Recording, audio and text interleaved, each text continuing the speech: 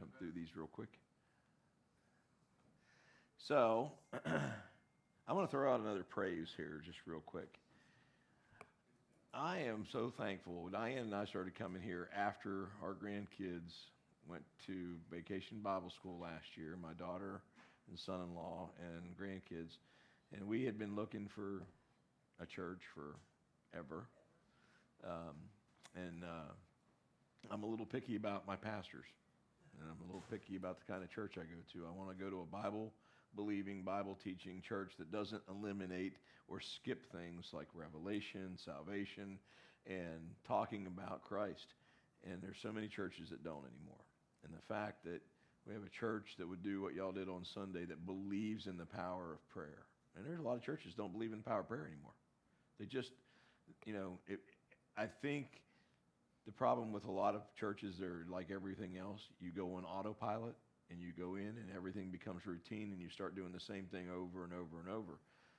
But what I love about this church is that whatever's going on, that takes precedence for that week. And that goes from John, that goes to all of y'all, that's everybody in the church. So my praise is that we have a church that does that. And I'm thankful to be here because of that. So anyway. I'm very picky too, and I'm not talking bad about other churches or by any means, but I went to church on the lake, and it just seems that I went to that one, and then I came here that Sunday evening, and this felt just like home. Like so much Christ was here, whereas there it just seems so staged and acted out, and I don't know. Yeah, and Pastor John and I've talked about this. I mean, there's times where you literally can walk in a place and feel the presence of God. And it has nothing to do with the building.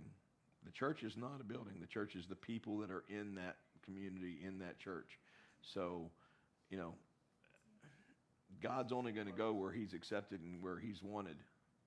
And that's what you got to understand. So, why would he show up? I mean, he'd be like he said to the disciples, I'm going to go.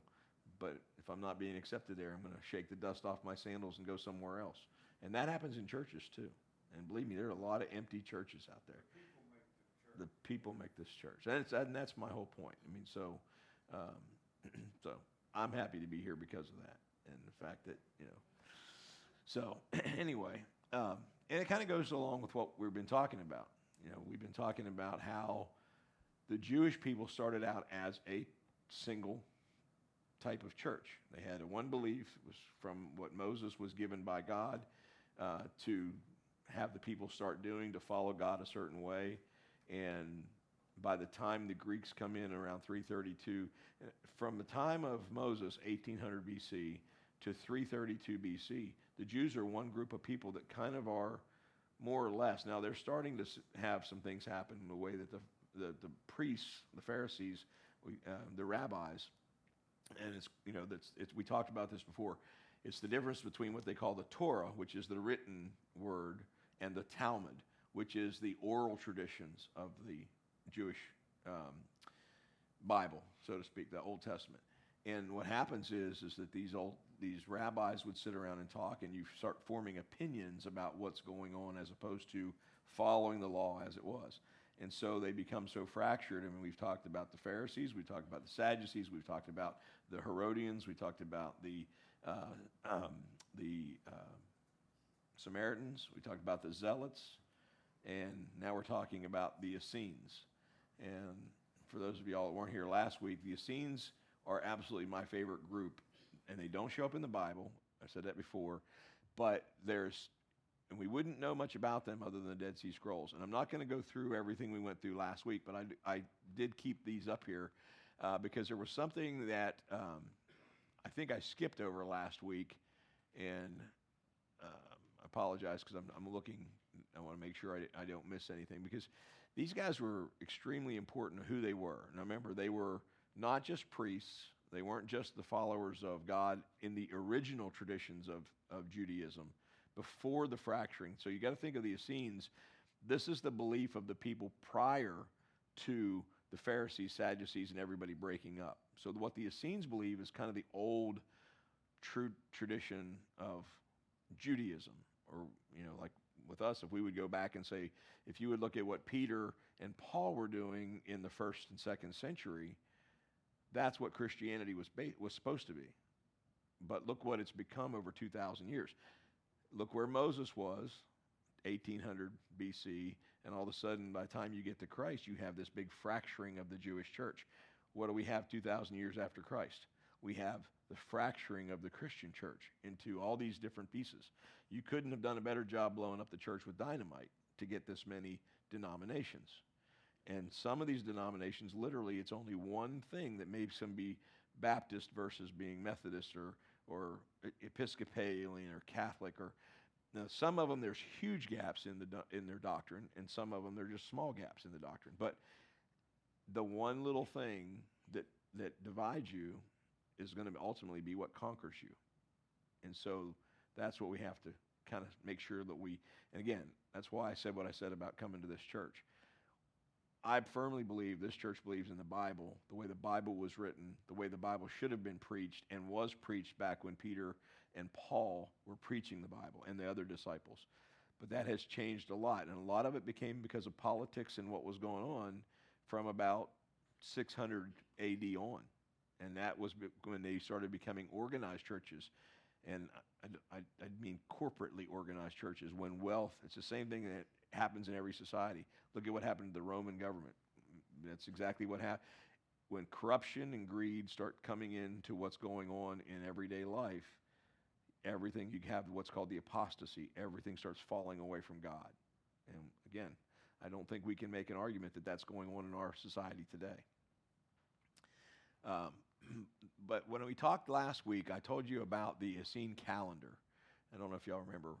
We said that the Jewish calendar now today is a lunar calendar, but the original calendar was not a lunar calendar. It was a solar calendar, had 364 days. The Pharisees taught, and still today teach, that if you study a 364-day solar calendar, you will not have an afterlife. You are cursed. And if you, and I want to show you this calendar, and I'm pretty sure I had it in here, and I may have skipped it, or I may have, but I want to show you how this calendar works.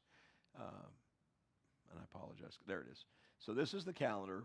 We kind of glanced over this just a little bit last week, and I was telling you about, if you look at how the calendar's built, so you see the different rings in the calendar, and you see the different lines inside the rings, and you see the little pinhole in the middle, okay? So the pinhole, what happens is, it's just like a sundial in a way. They put a rod or something very straight in there, and then that shadow where it falls has to do with what time of year it is. And so basically, I have a video on here that I should have showed you last week, and somehow I missed it. And it should be the next slide.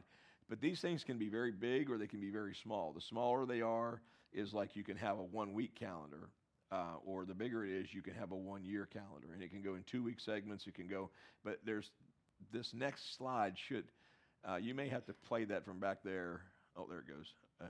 We don't have any volume. Is there no volume on that? Sorry. This is a replica. It was made by a company here in the States. But if you look at it closely, basically what it is, you first notice 2 separate circles with notches in them. And we're not going to describe the whole thing today, but I want to point out to you how it calculates the solstices and the equinoxes, which is the most important part of that kind of a calendar. It does several things, actually. But first, there would be a stick in the center, which is the hole in the center, and that would mark the shadow of the sun. The first thing I want to draw your attention to, though, is that there's actually, or would be, 7 circles on this. The original one, or a few that they found, there's actually another layer of a circle with notches on the edge, and you can't really see the edge too well. But notice on the right-hand side, right here, you have this marker, and it's kind of odd. It's not normal with the other markers in the circle. And this marks special things. It points to 2 separate places. So looking at it real careful there again, you can see how it comes out, and it marks 2 circles that are special circles in here. And so going on, if you look at this first one here, if you draw a real thin line, you'll notice that it's marking the edge of that first circle that has the notches in it, so that outer edge. Okay, and then the smaller one, or the other one there, actually marks the smallest circle on the dial. And so this circle here is the equinox circle, and that's the most important one that we want to look at, because the spring equinox always starts their year, and that's how the calendar basically works. This one is actually the summer solstice one. So just remember, during the summer solstice, the sun is the furthest north, and so any shadow we have is going to be smaller. Winter solstice, it's the furthest south, so any shadow we have is going to be the longest shadow. And the equinox is going to be right there in the middle. So let me show you what that would work. On the summer solstice, you would have the smallest shadow, and so this is what the shadow would look like. So what marks that very first circle? So that first circle is the summer solstice. That would be June 21st, first day of summer. 1 month later, you would have July 21st. So it's 1/4 into that season. So 3 months per season.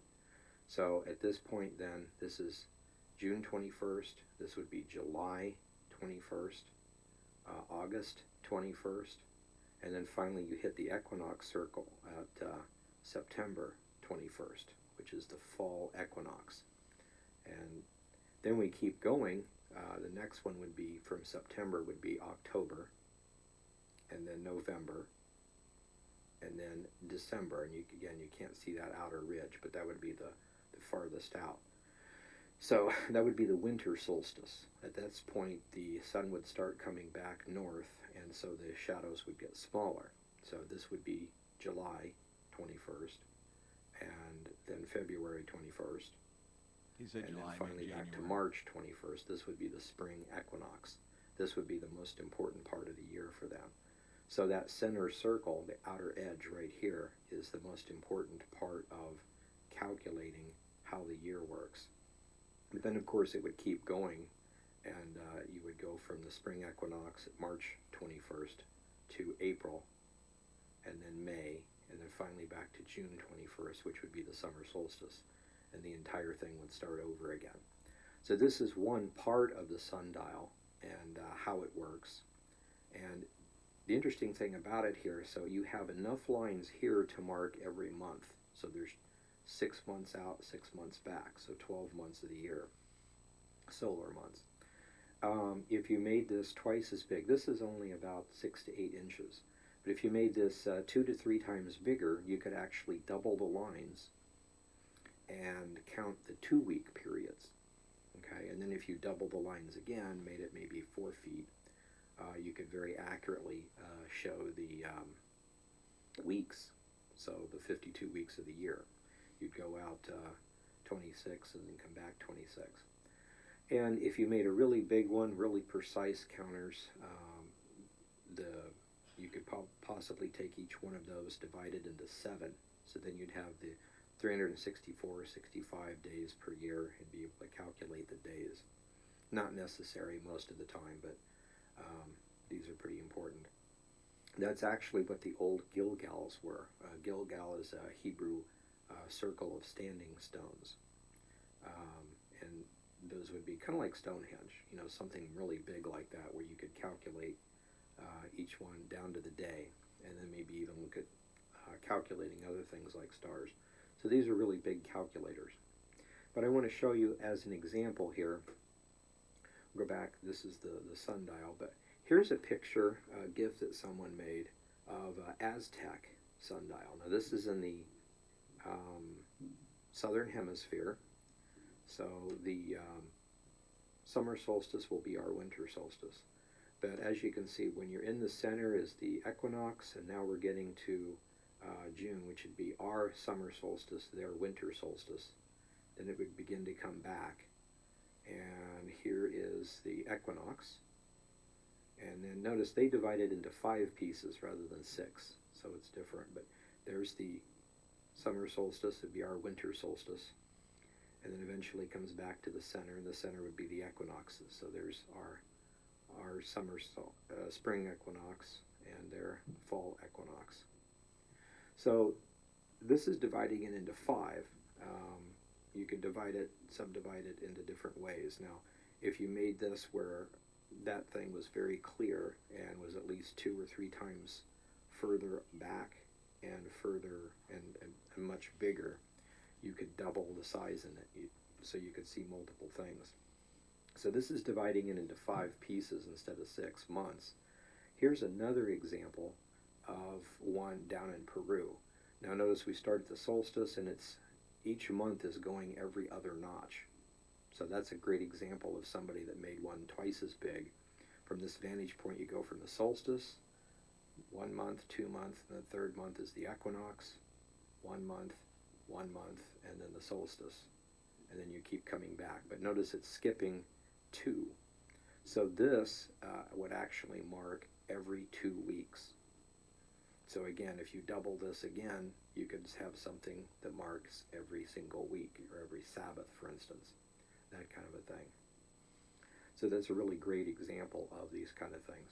So this has been a small study of the Dead Sea Scroll sundial found in Qumran. Mainly we're just looking at how it marks the months, and specifically the spring equinox, which is the beginning of the year for them. So we'll come back and do other studies on this and the calendar at a later time. God bless.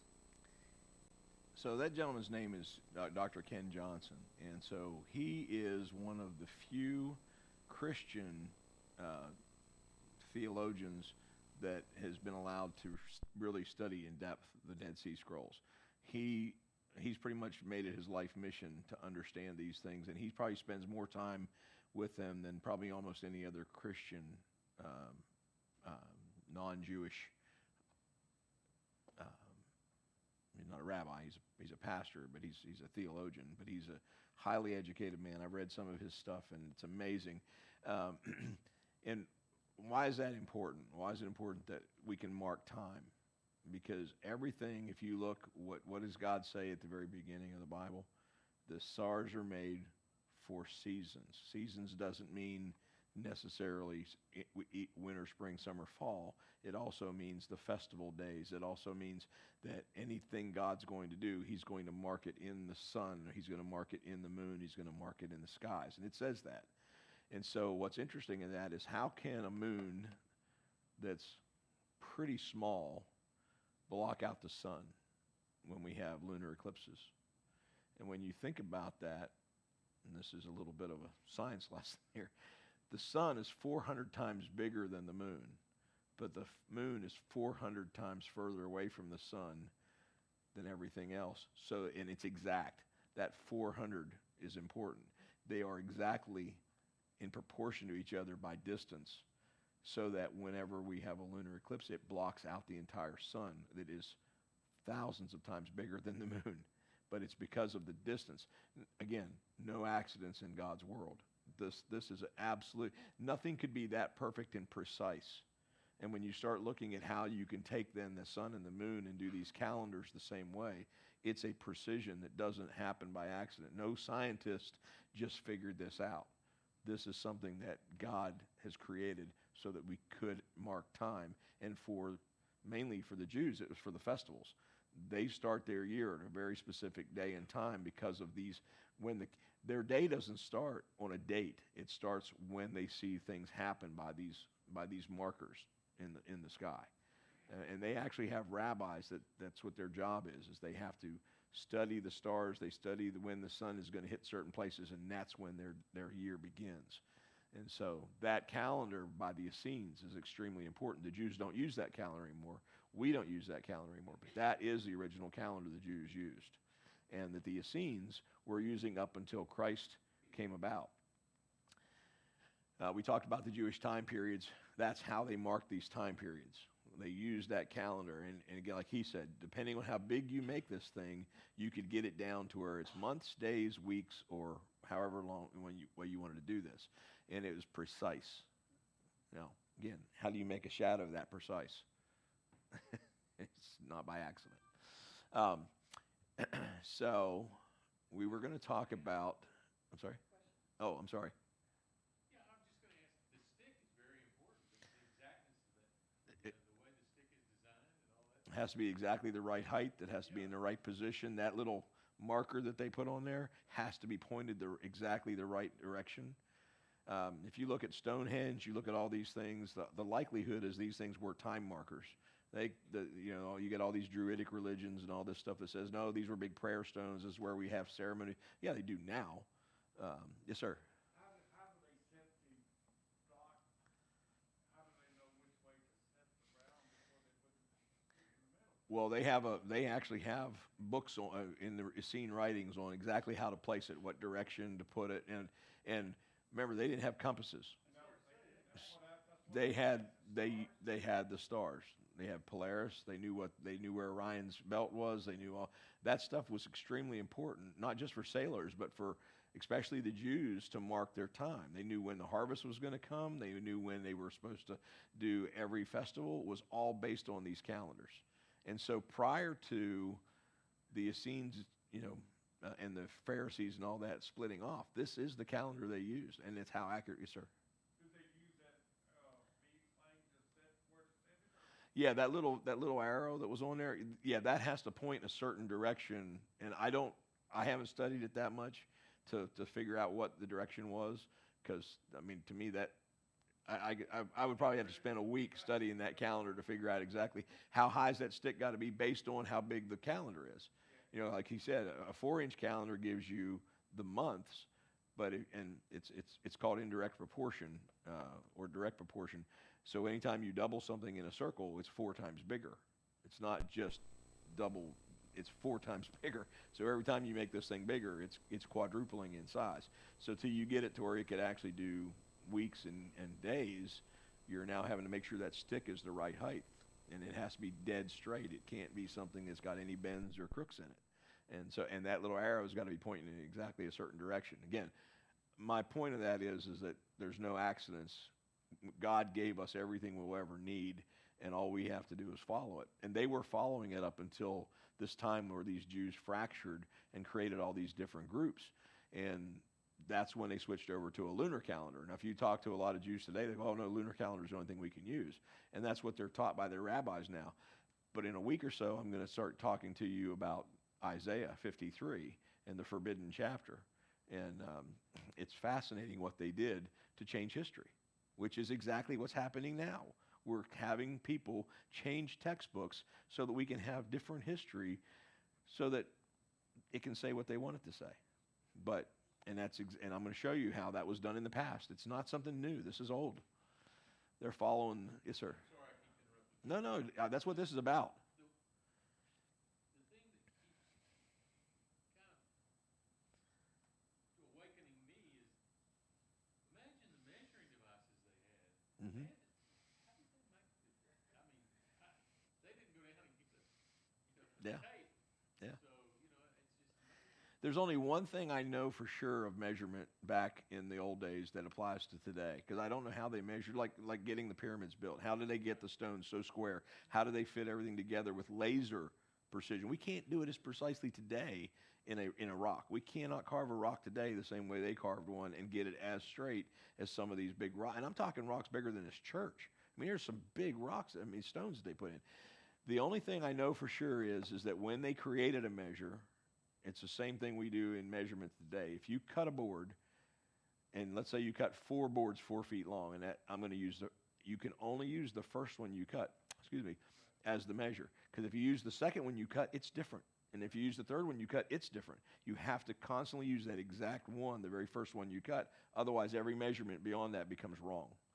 And so the precision of that's the only thing I know from that they did, and that historically they know that that's what they did, because there's some evidence to that effect that they knew how to measure things accurately. And you look at the ark. Noah knew exactly how God gave him exactly the measurements of the ark, and it was going to be certain length, certain height, certain width, and everything fit perfectly. How do you measure it? They didn't have tape measures like we have. Yeah. Yeah.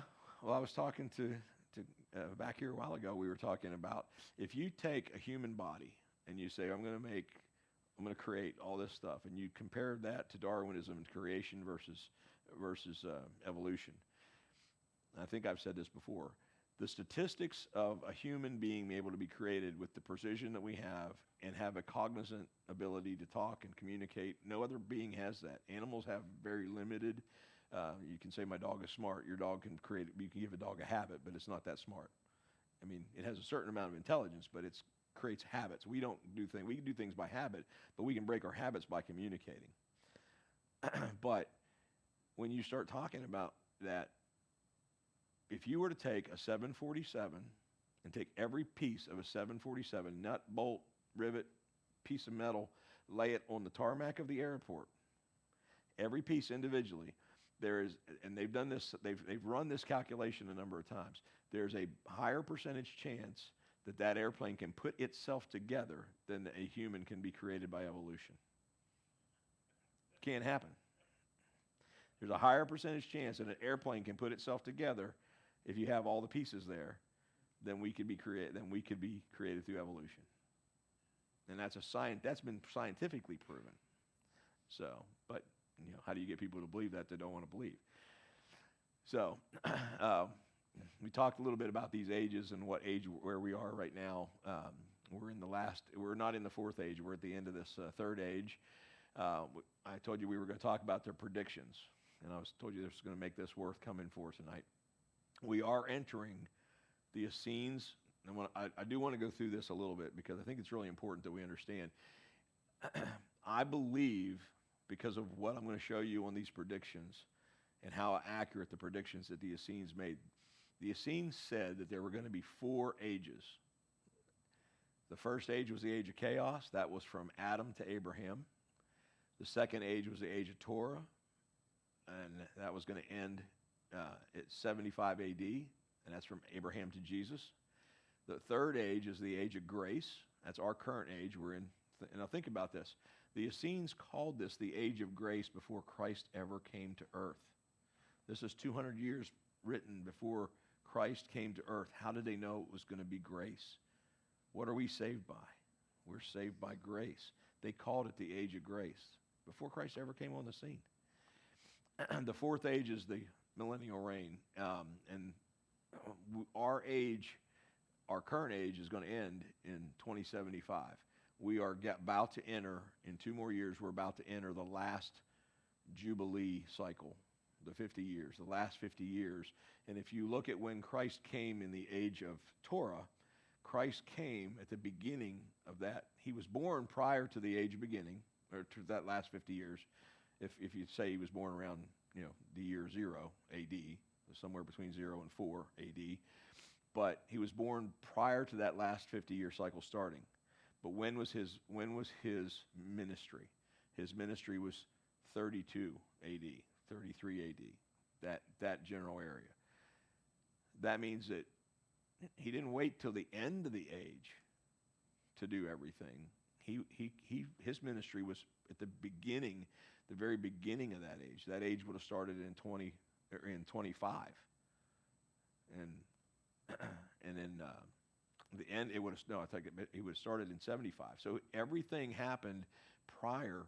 And so if you look at where we are now, we're almost the exact same distance from the end of an age from where Christ was from the end of his age and when he did everything. I'm not saying anything's going to happen. I'm not signing dates and times to it. But when you look at when he did his ministry, it was about the same time frame to the end of the age as we are right now, to the end of our age. So, yeah. Fascinating that his ministry only lasted a few years. 3 years. The impact that he had, that ministry had, that still impacts people. Mm-hmm. That cannot be an accident. Been a lot of books written, but nothing stood the test of time like that. Yes, ma'am. What? Their prediction say that all will be fulfilled by the end of the age. Right? What? This is what the Essenes said. They said that if you look at the whole Bible in its entirety, all of the things. Now remember, these are Old Testament priests. So nothing in the New Testament everything in the New Testament was a fulfillment of prophecy from the Old Testament. There was not any new prophecies. Remember, there was a 400-year silent period prior to Christ's coming. So from 400 BC to when Christ came, there was really no prophecy going on. There was no prophets alive. There was not a lot going on in that. They call it the 400 silent years. So everything Christ fulfilled, and there were over 350 prophecies that he fulfilled, they were all from this Old Testament time. And so everything he did fulfilled those, not anything new that was being created. And so what they are saying here is that in the third age, that everything that's predicted, because remember, we got Revelation. Now, they didn't know about Revelations because they weren't alive during Revelation. But what they said was, there's going to be more prophecies. There's going to be more things that have to be fulfilled. And all those things will be fulfilled before the end of that third age. And the third age is the age we're in right now, which will end in 2075, according to them. And again, I'm going to show you their predictions in a minute. Yes? How did they distinguish the ages? That's not in scripture. I mean, Jubilee is in scripture. Right. But the Shmek or whatever. The Shemitahs. Yeah, what they would, 1 year thing. they calculated it, there would be 4 unas per age in the first 3 ages. The unas were the 500-year periods. So you had the Shemitahs, which were the 7 years, and you had let me go back up here just a little bit. The una is a hard one to find.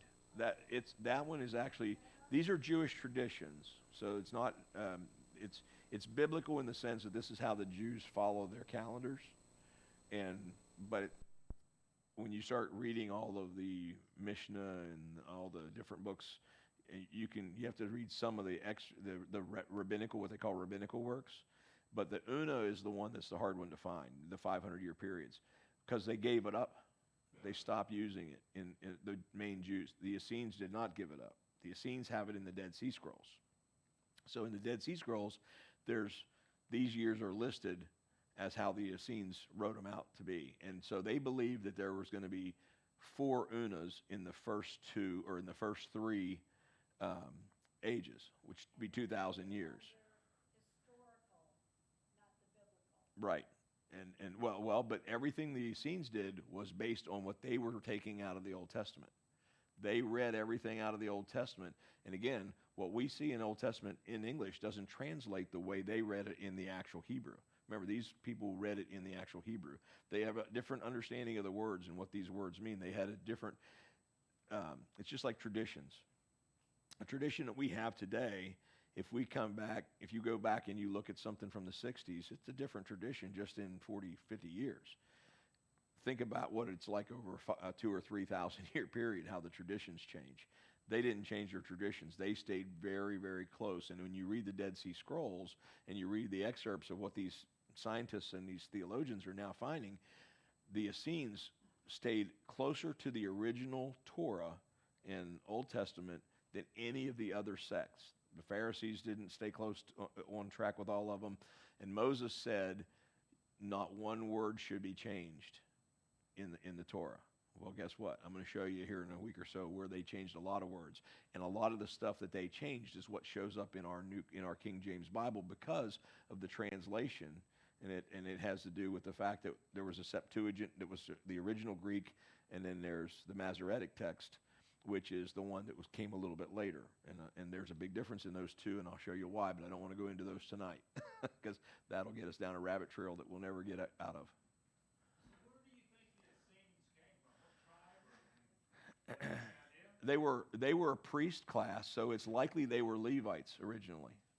They were a group of priests, and when the priests started breaking apart, the Pharisees, Sadducees, the Essenes didn't. The Essenes went into their own little world, and they went completely isolated themselves. They became more like celibate monks. There were some that were married, but the majority of them were celibate, and they would take people in and teach them in the Essene way. That's why they think John the Baptist might have been taught by the Essenes. Matter of fact, the Essenes had a school called the School of the Prophets, and they think John the Baptist might have been the leader of that School of the Prophets before he went out and started prophesying for Christ. But when you start reading the Essene documents, you start seeing some things that are very interesting, and I'll say something about that in just a second, because there's something really important I think we need to understand about the Essenes, because they disappear, completely disappear. So let's talk about their prophecies, and then we're going to talk about them disappearing. They believed there would be 4 ages, as we already talked about. These are the ages. We just went over those. They said that all their predictions would come to fulfillment before the end of the final age. Now, or before the end of the 3rd age, and then we would be ready for the final age. The final age is the 1,000-year reign of Christ on earth. That's the millennial reign. It's the one age that's different. All the other ages are 2,000 years. And what does Revelation say there's going to be? Jesus said there's going to be a millennial reign, right? A 1,000-year reign. And they predicted that also. They said the same thing. So let's talk about their prophecies. We went over this last week, but we'll jump into the prophecies here in just a second real quick because we're running out of time. We talked about the 364-day year, and that had to do with the calendar. The Essenes believed that if you ignored prophecy, it was a sin. So they really stayed close to the prophecies that were in the Old Testament, Isaiah, Ezekiel, all the different prophets, Jeremiah. And again, last 22 years, we've actually seen the research that's given us a much deeper knowledge of this. And I'm kind of rushing through this now because we're running out of time. So let's talk about their prophecies real fast. Herod, they had a prophecy, again, way before Herod ever came on the scene. I remember there were several Herods. There was the original Herod, and then there was Herod the Great, and then Herod Antipas. And Herod Antipas is the one who sent Christ to Pontius Pilate. But their prophecy said, and this was probably 200 to 300 years before Christ even came to earth, that King Herod would be king and he would turn bad. And if you look at what he did, he was one of the most evil kings in history. Even Caligula probably didn't have much on Herod, and Nero probably didn't have much on Herod. They said that the Messiah, they dated the Messiah, that he would come exactly when he came. And this is all based on Dead Sea Scrolls. I didn't put it all in here because it would take too long to go through. But if you find the scrolls are labeled by the cave they were found in, and then the paragraphs and the verses, kind of like our Bible is. They know they found in there where they actually said the Messiah is going to show up in this time frame. What was exactly the time frame Christ showed up in? They also said he would raise the dead. The Old Testament, if you read the Old Testament, there's nowhere in the Old Testament that it says that Messiah is going to raise the dead. But the Essenes had a prophecy that said Messiah is going to raise the dead, what did Jesus do several times? He raised the dead. They also said that Messiah would die in 32 A.D. Now, again, this is several hundred years before Christ is ever born. I'm just putting this up here to show you if there was some accuracy in what they were saying, then you kind of got to wonder how much the end of the ages may have some accuracy in them also. And again, I'm not telling you what to believe. I'm just showing you the things that we can prove as fact from the Dead Sea Scrolls. They said that the Messiahs would be for the Gentiles as well. There is nothing in the Old Testament. Matter of fact, what do the Jews hate the most? The Gentiles. They don't want the Gentiles to be any part of their religion, period. And that comes from a different time period. He said that the Messiah would begin an age of grace. What did Christ give us? Death on the cross gave us grace for us to be saved through grace, not through works. And also said a Benjamite would explain everything to the Gentiles. Now, how would the 12 tribes, several hundred years before Christ ever comes to earth, how would they predict that a Benjamite is going to explain everything to the Gentiles? Well, guess what tribe Paul came from? He was from the tribe of Benjamin. I just got chills. He was a Benjamite. They predicted that the Benjamite would be the one. Now, Peter his job was to convert Jews. The original 12 disciples were to convert Jews to Christ and have them accept the Messiah for who he was. A good many of them rejected. A lot of them didn't, but a great many Jews never. And if you look at today, they believe Jesus was a prophet, but they will not say he was a Messiah. But the Essenes predicted, and this is in the Dead Sea Scrolls, that a Benjamite would bring Christianity to the Gentiles and explain everything to them. And that's exactly what Paul did. Our whole New Testament, for the most part, was written either by Paul or from Paul's teachings once you get outside the Gospels. And the Essenes also talked about the second coming of Christ, which they talk about two messiahs in Old Testament, but their belief was that there was going to be the warrior Messiah. And that was the one they were looking for. And they thought the Messiah was going to come back and kick the Romans out and take over, and he would defeat everybody, and the Jews would basically run their own country and run their own affairs. And that's not what Christ came back to do. The Essenes saw the second coming, which is what our whole New Testament is all about, is the second coming of Christ. And when Jesus tells John to go and tell them what I did, here's what I'm doing, the list is actually written in one of the Dead Sea Scrolls. Now, I'm going to put this in here, and then we're going to quit because we're getting a little long here, but I want you to see this last thing. There's nothing in the Old Testament that has that list in it of what Jesus tells them to go and tell John. Remember, John's in prison, and Herod's got him captured. He hasn't been beheaded yet. And this is what Jesus said. He tells John, go and tell them what I did. Here's what I am doing. The list is actually written in one of the Dead Sea Scrolls, word for word, and it's not in the Old Testament. And when John, who was in prison, heard about the deeds of the Messiah, he sent his disciples to ask him. John sent his disciples to go ask Jesus, are you the one who is to come, or should we expect someone else? Jesus replied, go back and report to John what you hear and see. The blind have been received sight, the lame walk, those who have leprosy have been cleansed, the deaf hear, the dead are raised. The good news is proclaimed to the poor. Blessed is anyone who does not stumble on account of me. That list is in a Dead Sea Scroll written 200 to 300 years before Christ came. Christ gave that list, and it's not anywhere in the Old Testament for them to tell John exactly what he was doing. And remember, nothing in the Old Testament said that Christ was going to raise the dead. And here again, it's repeated that he's raising the dead. So, this is the last of the Essenes. All these different sects we've talked about, they're basically all through Palestine. They all had, there were probably more than 7 groups, but we talked about the 7 groups. And basically, every one of these sects had converts that went to Christianity. So, but not all of them had, and some of them probably more. We know that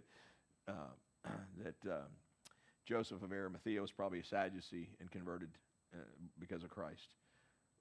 We know Nicodemus was a Pharisee and was likely converted to Christianity, even though they both probably had to hide it from the Sanhedrin Council, or they would have. I mean, what were they doing to Christians at the time? They were killing. That's what Paul's job was to go out and get these Christians killed. So they couldn't.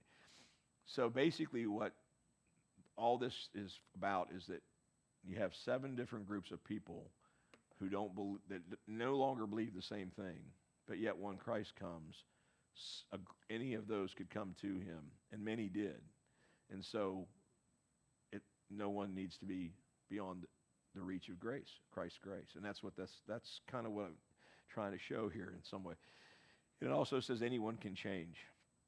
You think of the different people, Nicodemus, Joseph of Arimathea, Simon the Zealot.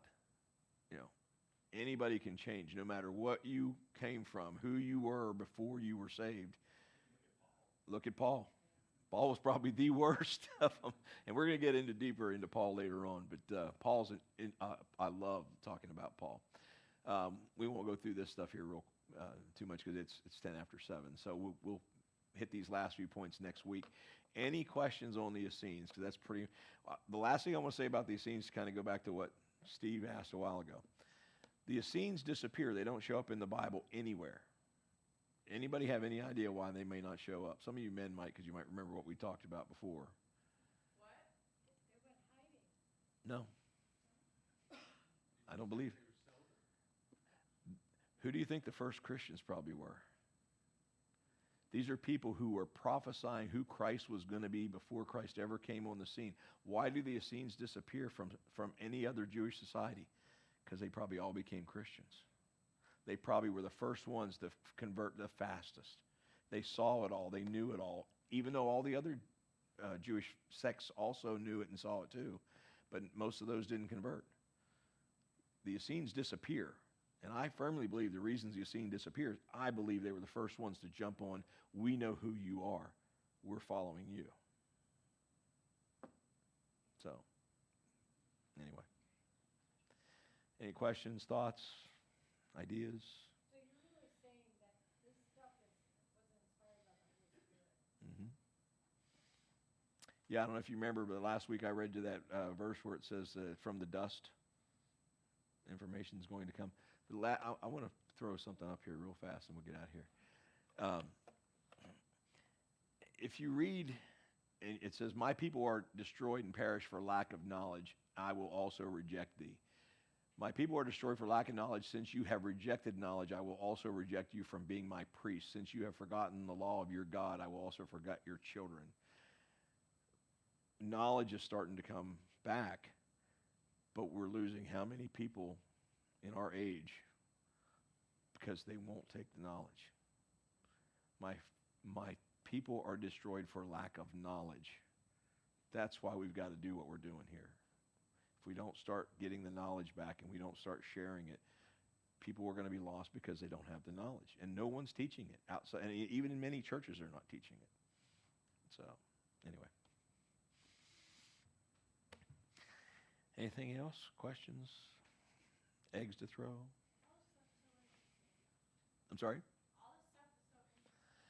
Well, it's going to get more interesting as we go along because we're done with the sex now, but now we're going to talk about how this stuff happened, and we're going to get into some deep subjects on what caused it and what was allowed to happen that shouldn't have happened to get us to where we are, and it got them where they were, but the same exact things are happening today. You can apply everything that happened to 2,500 years ago to 2,000 years ago to today, and you're seeing the same things repeat themselves. So anyway.